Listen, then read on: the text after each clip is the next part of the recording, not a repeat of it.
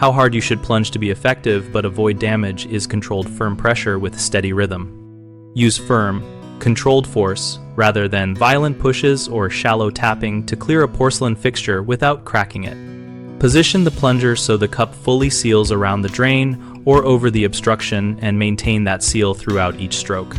Pull and push evenly, using your whole arm and not just the wrist, to deliver steady strokes that alternate between strong pushes and slightly softer pulls to create pressure differentials.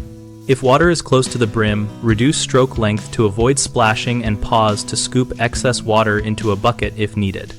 For toilet plunging, let some water cover the cup so the tool can transmit pressure effectively, but for sinks or tubs, add just enough water to create a seal without risking overflow. If you feel an unusual resistance or hear cracking stop immediately, release slowly and inspect the fixture for hairline damage before continuing. Common mistakes include using violent, uncontrolled movements that can crack porcelain, which you avoid by slowing the stroke and keeping pressure consistent. Another is failing to form a complete seal so energy is lost and blockages do not move.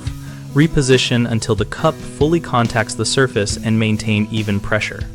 A third issue is plunging without enough water, which prevents pressure transfer and wastes effort. Add water until the cup is partially submerged, or use a plunger designed for the fixture to improve sealing.